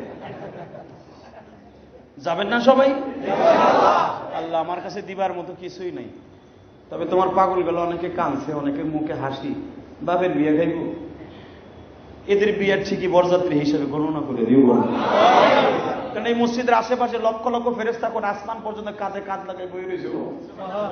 আপনার চোখের পানি গুলো শুধু কুদরতি রুমাল দিয়ে মুছতেছে। হাফাতহুমুল মালাইকা গশিয়াতুমুর রহমান নাযালাত আলাইহিমুস সাকিনা। আপনার আমার পরে বৃষ্টির মতো নাযালাত আলাইহিমুস সাকিনা, আল্লাহর রহমত বর্ষিত হচ্ছে। কিয়ামতের মাঠে যখন বিয়ে হইব, আমার দিকে তাকান, আলহামদুলিল্লাহ বলেন। প্রথম বিয়ে পড়াইবে মারিয়ামের সাথে। মারিয়ামের সাথে প্রথম বিয়ে পড়াবে। মারিয়াম তো জীবনে কোনো স্বামী গ্রহণ করে নাই দুনিয়ায়। একমাত্র ওয়ান পিস স্বামী কিয়ামতের মাঠে গ্রহণ করবে, তার নাম হলো নবী মুহাম্মদ সাল্লাল্লাহু আলাইহি ওয়াসাল্লাম। মারিয়ামের সাথে যখন আমার নবীর প্রথম বিয়ে হবে, এরপরে আসিয়ার সাথে নবীর বিয়ে হইব। আলহামদুলিল্লাহ কোন? এবং আরেকটা মেয়ের সাথে বিয়ে হইব, ওই যে নমরুদের মাইয়া উসাইলা। এবং হাবিবে নাজ্জারের মেয়ে, হাবিবে নাজ্জার রাসূলের যুগে একটা অন্ধ মেয়ে ছিল, এর জীবনে বিয়ে হয় না, এর সাথে কিয়ামতের মাঠে বিয়ে হইব। আলহামদুলিল্লাহ বলেন। এই 4টা মেয়ের বিয়ার অনুষ্ঠান আমরা খামু, আল্লাহ নিজের হাতের চামিচ দিয়ে খাদিমদারি করবো, আমরা খামু। খাইতে রাজি আছেন না? আল্লাহ কবুল করুন। আর এই বিবাহের অনুষ্ঠানের খুতবা দিবেন স্বয়ং আমার আল্লাহ। ইব্রাহিম নবী হবেন কাবিন মাস্টার, কারণ পোলাটাতে হ্যাঁ মারহাবা কর। বাজান রে আমার দিকে তাকান। ইব্রাহিম নবী যখন দাঁড়িয়ে আছে, ইন দি মিন টাইম উপরের দিকে মা সায়রা নামতাছে। প্রথম সিঁড়ি যখন মা সায়রা দিছে, আর কোন দিক চেহারার দিকে নজর না, সরাসরি গেটের উপর নজর পড়ছে। কারণ কি জানেননি? আয়নার উপরে যদি সূর্যের তাপ পড়ে বাজান কেমন ঝলক মলক মারে। মা সায়রা দেখতেছে আয়নার উপরে, কাছের উপরে সূর্যের তাপ লাগলে যেরকম আলো হয়, এরকম আলো আমার দরজার সামনে পড়ে আসে। মা সায়রার কোন দিক নজর দেয় না, ডাইরেক্ট ইব্রাহিমের দিকে যখন চলে যাইতেছে, 40 জন যুবক তারা বলে, কারণ কি? যারে এত ঘৃণা করলাম, যেই পাগড়িওয়ালারে ঘৃণা করলাম, ওই পাগড়িওয়ালাই তো পাগড়ি দিয়ে পেঁচ দিয়ে কাম করে ফেললো। মা সায়রা ওই দেশের প্রথা অনুযায়ী বাজান ফুলের মালা ওই স্বামীর পায়ের নিচে রেখে দিলেই মনে করতো চয়েস হয়ে গেছে। ইব্রাহিমের পায়ের কাছে যখন ফুলের মালা রেখে দিলেন, ইব্রাহিম নবী খুশির আনন্দে চোখের পানি ছেড়ে দিয়া বলে, মাবুদ রে, তোমার খেলা এই জগতে, তোমার খেলা এই জগতে কেউ তো বুঝে না, তুমি সারা মালিক বুঝি কোথাও পাবো না। বাজান লূত নবী খুশির আনন্দে চিৎকার মেরে বলে, মামা কি ভাবলাম কি হইল। আনন্দ কি রাখার জায়গা আছে? মা সায়রা ফুলের মালা দিয়ে উপরের দিকে চলে গেলেন। গভর্নর দৌড়ে আসলেন, এসে বলে, তোমার নাম কি গো বাবা? আমার নাম ইব্রাহিম। কোন ইব্রাহিম? আগুনের মধ্যে ফেলছিল। জি, তুমি সেই ইব্রাহিম, তুমি সেই ইব্রাহিম, তুমি সেই ইব্রাহিম, তুমি সেই ইব্রাহিম। বাবা আয়, তুই আমার বুকে আয়, বাজান রে, যেমন শ্বশুর তেমন শাশুড়ি, সেরকম বিবি। ইব্রাহিমকে বুকের সাথে আলিঙ্গন করে নিয়ে লূত নবী কান্দে আর কয়, মামা আল্লাহর কাছে চাইলে বলে পাওয়া যায় না মামা। লূত নবী বলে, মামা গো তুমি উপরে যাও, আমি এখানে বসে থাকি গো মামা। তুমি যখন মামির সাথে দেখা করবা তখন শুধু আমার সালামটা দিয়া বলিও, স্যার রে আমার একজন জনন্ত ঘুমিয়া পাই না ওই লূত নিচে বসে আছে।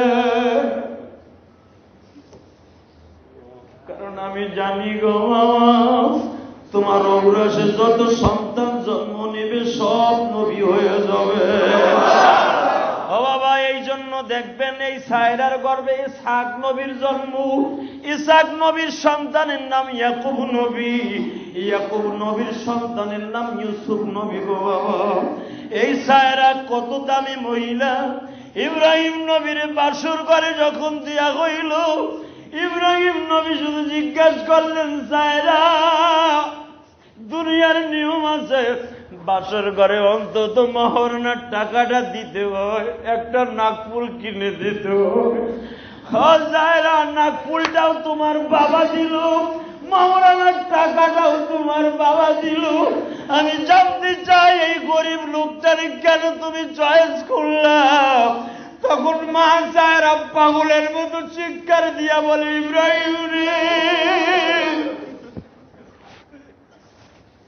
আমি তোমার বডিরে চয়েস করি রে। আমি স্বপ্নের ভিতরে নূরে মুহাম্মাদি বহনকারী একজন মানুষকে দেখেছিলাম রে ইব্রাহিম। আপনার ঔরসে ওই নবী মুহাম্মাদের জন্ম হয়ে যাবে। বাজান রে, ইব্রাহিম নবীর দুটি সন্তান, ইসহাক নবী আর একজন হলো ইসমাইল নবী। ইসমাইল নবী আমার আল্লাহ দুনিয়ায় ইসহাক নবীর থেকে হাজার হাজার নবী জন্ম দিছে, কিন্তু বাজান ইসমাইল নবীর ঔরসে আর কোন নবীর জন্ম হয় নাই। অনপিস নবীর জন্ম হয়েছে, তার নাম হলো নবী মুহাম্মদুর রাসূলুল্লাহ সাল্লাল্লাহু আলাইহি ওয়াসাল্লাম। ইসমাইলের শেষ সিঁড়ি আদনান। সুবহানাল্লাহ। কষ্ট হইতেছে? আর তো চলবে না, কারণ আজানের টাইম হয়ে গেছে। চলবে, আলহামদুলিল্লাহ। জমিনের মালিক কে? হ্যাঁ, বাসর ঘরে কথাটা বলি শেষ। আলহামদুলিল্লাহ বলেন। দুজনের কথোপকথন হলো, বাসর ঘরে কিছু দেওয়ার দরকার আছে না নাই? যে বাসর ঘরে কিছু দেওয়ার দরকার আছে না নাই? একটা জিনিস দিতে আছে, এই যুবক যারা বিয়ে করেন নাই হিগে যায় খালি যাই পাও ধরবেন যে মাফ করে দিস 3 লাখ বাংছে পারমু না দিতে, যাই এই পাও ধরবা, এটা শরীয়ত কইছে। ইব্রাহিম নবীর এন্ট্রি পকেট দাও, তারপরে কি দিয়ে খুশি করে মারা। আমার নবীর জীবনের প্রথম বিয়া হুজুর কিন্তু 1 টাকাও দেয় নাই। অনেকে কয় টাকা নাই পয়সা নাই বিয়ে করবো কি? দেয় মিয়া, তোমার নবী জীবনে এন্ট্রি পকেট নিয়ে বিয়ে করছে, তোমার ইব্রাহিম নবী এন্ট্রি পকেট নিয়ে বিয়ে করছে, তুমি দেরি করো কে? বাসের হেলপারি করে কইরে এলাও, আলহামদুলিল্লাহ বল। পরের দোকানে চাকরি করে বিয়ে করে এলাও, তোমার নবী 1 টাকা মোহর দেয় নাই প্রথম জীবনে খাদিজারে। মোহরের টাকাটা দিয়ে দিছে হুজুরের চাচা আবু তালেব। আলহামদুলিল্লাহ কর। কে দিছে? আবু তালেব। আর ইব্রাহিম নবীর প্রথম বিয়া সায়রার বিয়ার মোহরটা দিয়ে দিছে শ্বশুর। শ্বশুর খানে মন লাগবে বাজান রে। ইব্রাহিম নবী বাসর করে বিবিরে কি দেয় দেখেন। ইব্রাহিম নবী বললেন, বিবিরে তুমি আমার কাছে কি চাও? আমার কাছে তো মহরনা দিবার মতো টাকা নাই, তবে তোমার মহরনা কিন্তু তোমার বাবা আমার কাছে ধার্য করে দেয় নাই। শুধু মহরনা ছাড়া বিয়ে হয় না, এই জন্য তোমার বাবা আমারে বলেছে আপনার তৌফিকে যা কুলাই তাই দিয়ে দিয়েন। ও বিবি, আমি তোমারে কি দিব? দিবার মতো আমার কাছে কিছুই নাই, তবে একটা জিনিস আছে,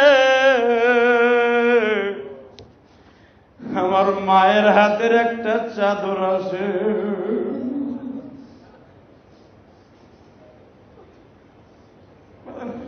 আমি জানি অনেক বাসোগা এখানে আছেন,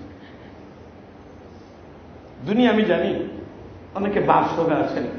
এমন একদিন ছিল বাপরে পরাণ ভরে একটি আপেল খাওয়াইতে পারেন, মারে একটা কাঁঠাল বাজার থেকে পরাণ ভরে খাওয়াইতে পারো না।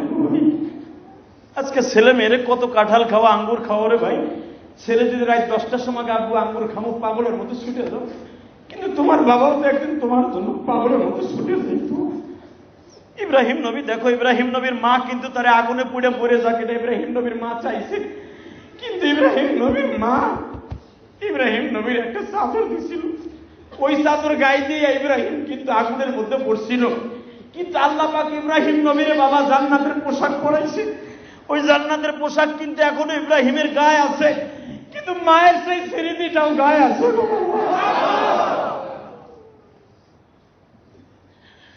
ইব্রাহিম নবী বললেন, বিবিরা আমার কাছে দিবার মতো কিছুই না, দুনিয়ার সব নবী মায়ের স্তনের দুধ খায়া বড় হয়েছে। আমি ইব্রাহিম নবী আমার এই 3টা আঙ্গুলের ভিতরে দুধ, মধু, পানি আল্লাহ ঢুকাই দিয়েছে, তাই খাইয়া বড় হয়েছি। আমি আমার মায়ের স্তনের দুধ খাই নাই রে। কিন্তু আমার মা যে 10 মাস 10 দিন আমার গর্ভে ধারণ করছে, মায়ের ঋণ শোধ করতে যে আমি এই চাদরটাকে আমার জানের চাইতে বেশি ভালোবাসি। ও বন্ধু আমার দিকে তাকান, আমার নবীও কিন্তু খাদিজার একটা চাদর ভালোবাসতেন, যেই চাদরটা মা ফাতেমারে দান করা হয়েছিল। ফাতেমার বিবাহের মোহর হিসাবে আমার নবী এই চাদরখানা দিছিলেন। যখন আলীর ফ্যামিলিতে অভাব দেখা দিল, ফাতেমা স্বামীরে বললেন, 7 দিন পর্যন্ত বৃষ্টি হচ্ছে মদিনায়, এই চাদরটা বিক্রি করে কিছু ডাইল চাইল নিয়ে আসেন। 6-7 বছরের হাসান হুসাইন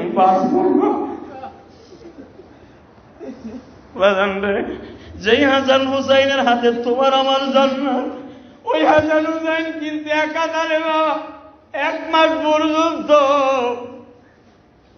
একটা খেজুর আর 1 গিলাস পানি দিয়া জীবন যাপন করে। 1 সপ্তাহ পর্যন্ত আর সহ্য করতে পারে না। ফাতেমা মাগরিবের আগে বলে, স্বামী গো আমি ফাতেমা বাঁচতে পারবো না গায়া, হাসান হুসাইন বাঁচতে পারবো না। আর এই ঘটনা বাবারে জানানো যাবে না, আমার বাবা জানলে কষ্ট পাবে, কারণ মদিনার দামি দামি যুবকরা আমারে বিয়ে করতে চাইছে। আপনি গরিব বিদায় আমি জীবনে কারো কাছে কিছু বলি নাই, তবে আমার একটা অনুরোধ রাখার, এই চাদরটা বাজারে লয়া যান, চাদরটা বিক্রি করে কিছু ডাইল চাল, খুরমা, খেজুর কিনে নিয়ে আসেন। হযরতে হাসান হুসাইনকে আর বাঁচাইতে পারবো না, ক্ষুধার যন্ত্রণায় মাথা 2টা পিঠের সাথে লেগে গেছে। বিছানার থেকে তাদের উঠাইতে গেলে কলা গাছের মতো কাইত হইয়া পড়ে। হযরত আলী বলে, এই চাদর বেচার ক্ষমতা আমার নাই। ফাতেমা বলে, আমি বলছি জান।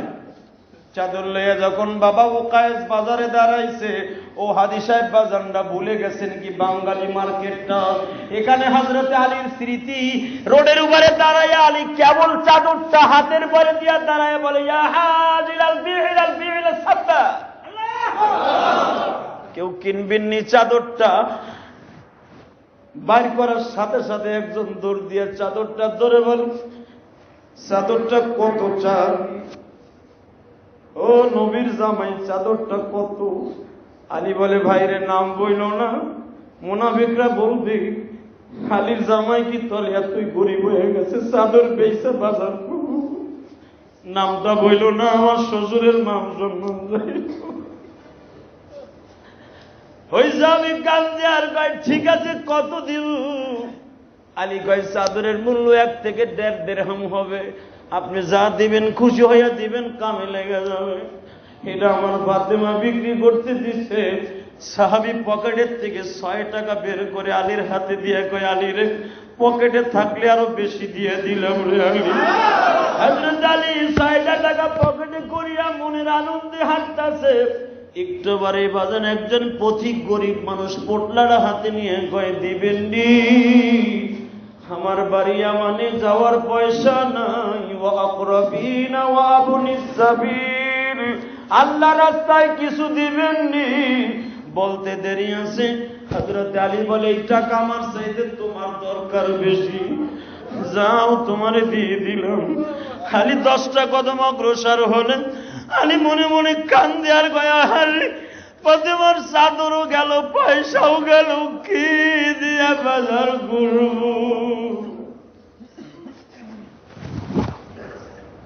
1.5 থেকে 2 মিনিট পরে একটা লোক আলীর সামনে দাঁড়ায় একটা লাল রঙের উট, দামি উটটারে নিয়ে বলে এটা কিনবেন নি হযরত? আলী বলে পয়সা নাই, কি দিয়ে কিনবো? উটটা পছন্দ হয়েছে কিন্তু পয়সা থাকলে কিনতাম। হুজুর আপনার পয়সা দিতে হবে না, বাকিতে বেচবো, বেচলে পয়সা নিব। হযরত আলী বলে বাকির উপরে এত লাভ, ঠিক আছে দিয়ে যান। বাজান রে, উটটা মাত্র 60 টাকায় হযরত আলী তার কাছ থেকে কিনলেন। মাত্র 2টা মিনিট দাঁড়িয়ে আছে। মারহাবা।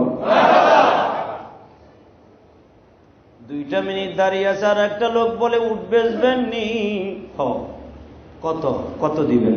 কিনছি বাকি, যা দিবেন তাই দিলাম। 60 টাকা দিয়ে কিনছি, আপনি কত দিবেন? 6 টাকা দিয়ে কিনছি, দিবেন কত? সঙ্গে সঙ্গে বলে আলী রে, আরে আপনি আমার নাম জানেন কেন? আমি তো আপনার চিনি না। আরে আমার চিনতে হবে না, তোমার এই মদিনার সবাই চিনে। কেমনে চিনলেন? আমার মুখ তো ঢাকা, ঢাকা থাকুক আর ডাব দিয়া থাকুক, তোমার চিনবে ফেরেশতারাও চিনে। কত কত দিবেন? 60 টাকা লোক। কেনা কত? বেচলো কত? জোরে কোন? 6 টাকা দিয়া কিনছে, 60 টাকায় বিক্রি হলো। টাকা দিয়া চলে গেল, 6 টাকা ফেরত দিল, বাকি রইল কত? ও বাজান, এত টাকার মালিক আলী। ওই জামানার 54 টাকা, ওই জামানার 54 টাকা, এই জামানার 5400 কোটি টাকা। বাজান রে, টাকাগুলা পকেটে নিয়ে আলী কোথায় রাখবে এত টাকা? আলী কয় 2 টাকার বাজার করলে কুলি লাগবে 300। যাও গা বাজার করি, আজকে বাম পারে আমিও খামু, পাড়া প্রতিবেশীদেরকেও খাও। আপনি কাঁঠাল কিনা খান, ও মসজিদের সভাপতি সেক্রেটারি সাহেব রাখবেন, আপনি কাঁঠাল কিনা খান, পাশের ভাড়াটিয়ার খবর লইছেন নি? যদি খবর লয়ে থাকেন খোদার কসম, আপনি হযরত আলীর সাথে জানা হয়ে যাবেন। গ্যারান্টি হাদিস। হযরত আলী বাজার করছে, বাম পারে 60 জন রয়েছে কুলি, দাম ধুম করে 18 বস্তা দরজার সামনে ফেলাইতেছে মাগরিবের রক্তে। ফাতেমাকে কি পড়তাছে রে, কি পড়ে, এত দাম ধুম করে পড়ে কি? বাজান রে, কুলি যখন চলে গেছে, ছাগলের বাচ্চা হেনে বান্ধা, ওখানে বান্ধা, হেনে বান্ধা, ছাগল কিনে লইছে বাবা 5 টাকার বাজার। বিশাল ছাগল দিয়ে ঘরের সামনে ভরে ফেলাইছে। 18 বস্তা জাইতুন তেলের যে দাম ধুম করে ফেলাইতেছে কুলিরা। ফাতেমা কয় কারণটা কি? এই খারান, ঘরে ঢুকে না, খারান কি হইছে? কুলিরা গেছে, কয় হ্যাঁ এখানে খারান। এই আপনার চাদর দিলাম একটা, উপরে গেলে 1.5 টাকা কি 1 টাকা বিক্রি হইব, বাজার করছেন 5-6 টাকা, এত আটা পাইছেন কই?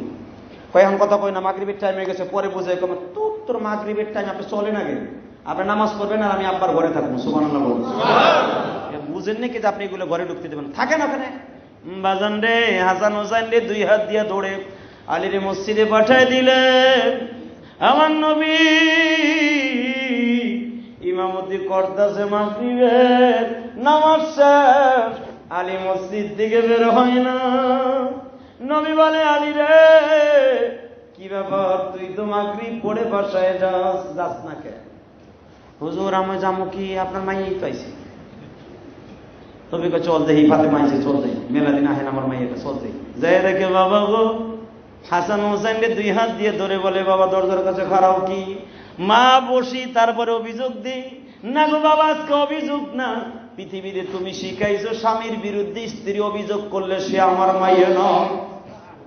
আমি অভিযোগ দিতে আসি নাই গো বাবা, আমি শুধু একটা আবদার জানাইতে আইছি।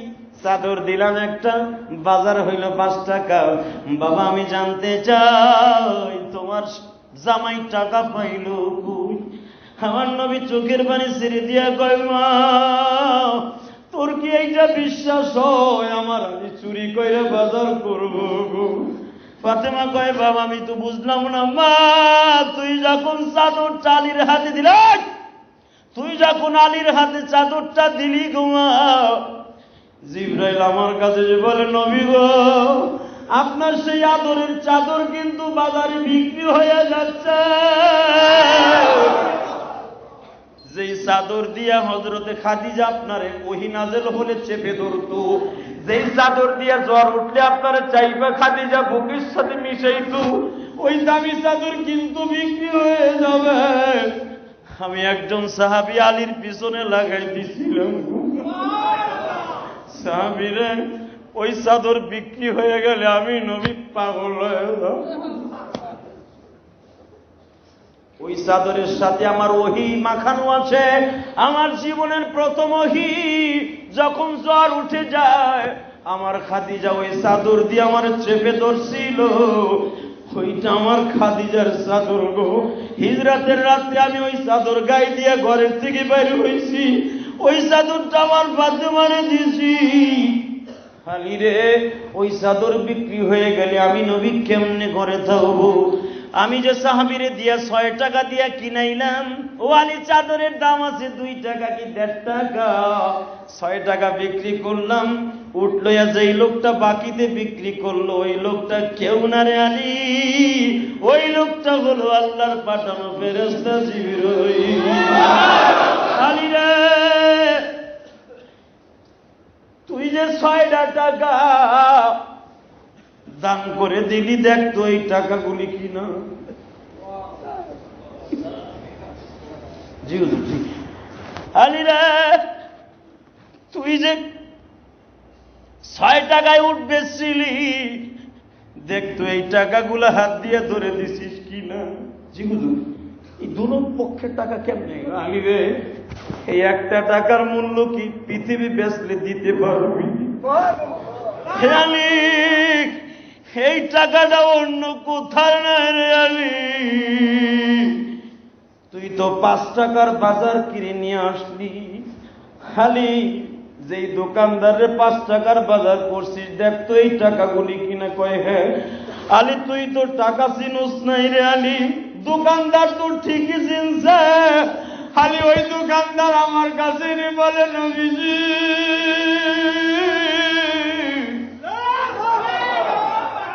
এই টাকা আলী কই পাইল? আমি দোকানদারকে বলছিলাম, দুনিয়ার কারো কাছে গোবর ভাগ করিস না, আমার আলীর সাথে আমার আল্লাহ ব্যবসা করছে, কারো কাছে বলিস না। আলী রে, তুই তো 5 টাকার বাজার করে এলে, এই একটা টাকা দিয়া তামাম পৃথিবীও বিক্রি করলে 1 টাকার সমতুল্য হবে না রে। এটা জান্নাতের টাকা। হযরত আলী নবীর কদম টেনে ধরে বলে, ইয়া রাসূলুল্লাহ, তাহলে বাজারগুলি কি করব? আলী, বাজার কোথাও নিতে হবে না, আমি নবী সিস্টেম করতেছি। যেই জায়গার টাকার বাজার সেখানেই চলে যাইব রে আলী। সবাই দোয়া করে যাবেন, কেমন? আল্লাহ কবুল করুক। সবাই সবার জন্য দোয়া করেন। খাস করে আমার জনম দুঃখিনী মা নাই, আমার মায়ের জন্য আপনারা দোয়া করেন। আমি আপনার মার জন্য দোয়া করি। বাজান, পৃথিবীতে সবচেয়ে বড় দামি সম্পদ হলো মা, এরপরে বাবা। যারা হারাইছেন তারাই বলছেন এটা কি জিনিস। পৃথিবীতে সবচেয়ে বড় ভিটামিন হলো মা বাবা। এই দোয়ার চাইতে পৃথিবীতে কোনো ঔষধ নেই, মা বাবার দোয়ার উপর নেই। আসেন সবাই আব্বা আম্মার লেগে দোয়া করি। আপনারা আমার জন্য দোয়া করেন, আমি আপনাদের জন্য দোয়া করি। আল্লাহুম্মা ربنا ظلمنا أنفسنا وإن لم تغفر لنا وترحمنا لنكونن من الخاسرين اللهم اغفر لنا ولوالدينا رب ارحمهما كما ربياني صغيرا ربنا هب لنا من أزواجنا ذريتنا قرة أعين واجعلنا للمتقين إماما কত গুনাহ করছি রে মাওলা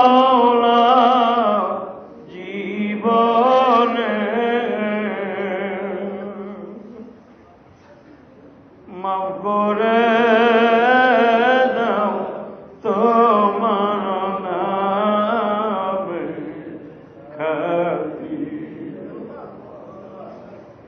বান্দায় কত গুনাহ করছে মওলা জমিনে, বান্দার গুনাহ মাফ করিবা এখনি। আল্লাহ তুমি দেখাও পাহাড় সমান গুনাহ লইয়া, গুনার কথা যদি মার কাছে বলতাম মা তেজ্য পুত্র করে দিত, বাবার কাছে যদি বলতাম বাবা বাড়ির থেকে বের করে দিত। কিন্তু তুমি এমনই একজন আল্লাহ, জীবনে কোনদিন কারো কাছে বলে দিলে না।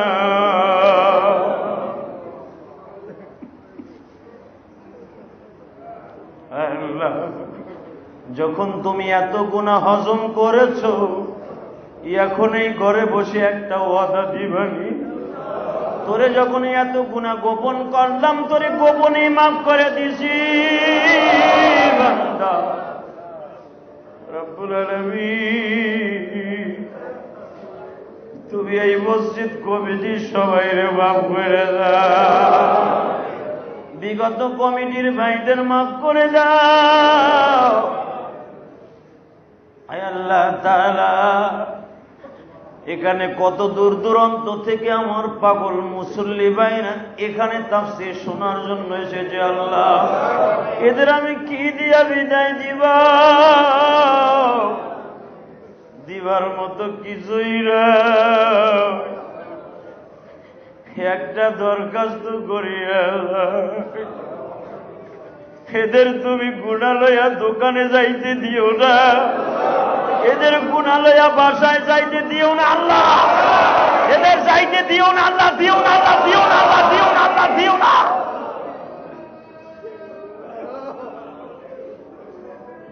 আল্লাহ দেখো তো কে যেন চোখের পানি ফেলে এখন কান্দে রে আল্লাহ। আল্লাহ তুমি না বলছো চোখের পানি দেখলে আমি আর সহ্য করতে পারি না। আল্লাহ তুমি না বলছো চোখে পানি দেখলে আমি সহ্য করতে পারি না। আল্লাহ দেখো তো কে কান্দে গো। আল্লাহ তুমি দেখো তো কার জানি এখন মার কথা মনে পড়ে গেছে রে। আরে যেই মা কত আদর করতো, বাড়িতে গেলে চুলার মাঝখানে বসাইয়া চিতই পেটে বানায় খাওয়াইতো।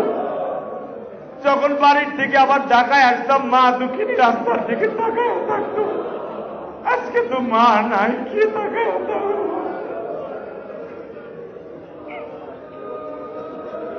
আল্লাহ তুমি দেখো তো কার চোখে পানি রে আল্লাহ। আল্লাহ তারে বুকের মধ্যে টাইনে লও না আল্লাহ। আল্লাহ আমার আলেম ভাইরা কান্দে, আমার মুয়াজ্জিন ভাইরা কান্দে, আমার ইমাম ভাইরা কান্দে গো আল্লাহ।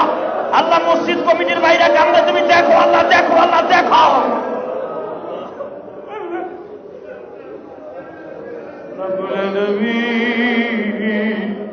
কার যেন জনম দুঃখিনী মা নাই। ও মা 10 মাস 10 দিন বুকে লাগতে দিয়া মা দুনিয়ায় রাইখা কেমনে কবরে পড়ে রইলাম। মা গো, ও মা, কবরের কাছে দাঁড়াইলে সহ্য হয় না মা। আমার বয়সের কত যুবকরা মা কয়া ডাকে। আল্লাহ আমি মা কয়া ডাকতে পারি না। কত দামি দামি জিনিস মা দুঃখিনী না। আল্লাহ অনেকের মা বেঁচে আছে, বাবা কিন্তু কবরে চলে গেছে। ঢাকার থেকে আমার বাইরা বাড়িতে যায়, বাপ কয়া ডাকতে পারে না। কবরের কাছে দাঁড়াইলে কলিজা ফাইটা যায় রে, কলিজা ফাইটা যায়। আল্লাহ আমি 12 বছর বয়সে আমার মা হারাইছি। আমার মতো কে জানো মা হারাইছে, বাপ হারাইছে। যারা এখন তোমার আল্লাহ বলে ডাক দিবে বুকে টাইনে নেবে, এই যুবক ধরে আল্লাহ করে ডাক দাও, ডাক দাও। এই যুবক আরো জোরে আল্লাহ বলে ডাক দাও, ডাক দাও।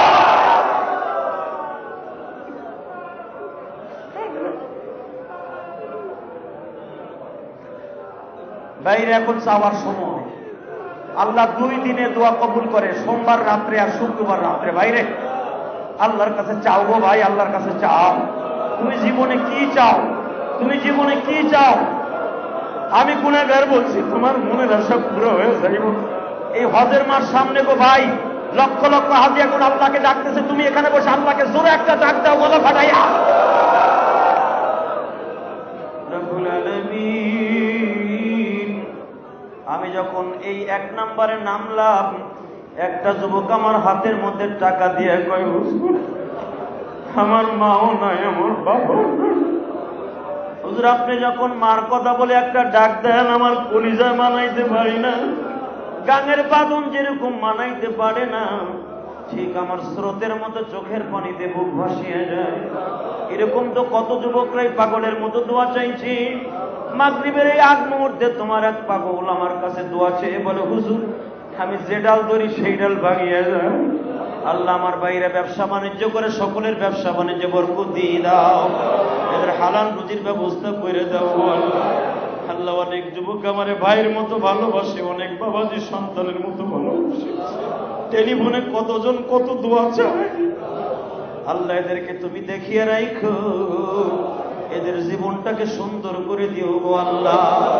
আল্লাহ মসজিদ কমিটির সভাপতি, উপদেষ্টা বৃন্দ, আল্লাহ সেক্রেটারি, সভাপতি, কেশিয়ার, সহদক্ষ, আরো যারা কমিটিতে আছে সকলের আব্বা আম্মাকে মাফ করে দাও, তাদের হায়াতকে সুন্দর করে দাও। আল্লাহ আগামী 24, 25, 26 সরমনায় আল্লাহর কুতুবের গোলার টেক মাহফিল, আল্লাহ তুমি মাহফিলকে কামিয়াব করে দিও। আরো যত এলাকায় মাহফিল আছে সমস্ত মাহফিলগুলো কবুল ও মঞ্জুর করে দিও। আল্লাহ আমাদের দোয়া কবুল ও মঞ্জুর করো। আল্লাহ মসজিদ খানা কবুল করো, এই মসজিদের ইমাম সাহেবকে কবুল করো, এই মসজিদের মুয়াজ্জিন সাহেবকে কবুল করো, খতিব সাহেবকে কবুল করো। আল্লাহ এই মসজিদটাকে তুমি তোমার জান্নাতের বাগানের মতো করে দাও। আল্লাহ এই মসজিদকে তুমি কবুল করে না। বর্তমান কমিটির জীবদ্দশায় মসজিদকে সুন্দর বানিয়ে দাও, এদের মনগুলোও সুন্দর বানিয়ে দাও। যাদের টাকা পয়সা এখানে শ্রম ব্যয় হয়েছে তাদেরকে সকলকে কবুল করো। মালাকুল মওত যেদিন পাঠাইবা এই জবান থেকে জারি করে দিবে না ইলাহা ইল্লাল্লাহ।